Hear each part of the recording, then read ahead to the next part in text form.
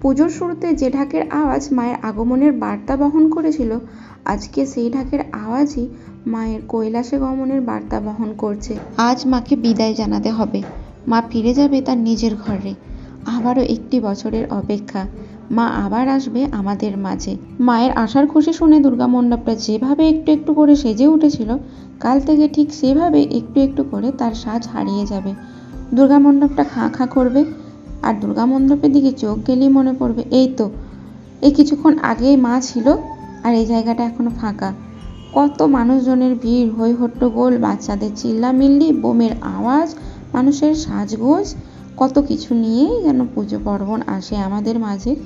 তারপর তো সেই একই রকম একঘেয়েমি জীবন। দেখতে দেখতে গাড়িটাও চলে এসেছে। এদিকে বরণও শেষ হয়ে গেছে। বরণ শেষে সিঁদুর খেলা, তারপর একটু মিষ্টি মুখ, তারপর মাকে কাঁধে নিয়ে একটু একটু করে আগিয়ে দেওয়া তার বাড়ি ফেরার পথের দিকে। এই মুহূর্তটাকে সবাই উপভোগ করে। উপভোগ তো করার কথা, কারণ যে কোনো শেষই শেষ নয়, শেষ হয় নতুন কিছু শুরু করার জন্য। আজকে যা শেষ হচ্ছে, কালকে তার নতুন সূচনা শুরু হবে।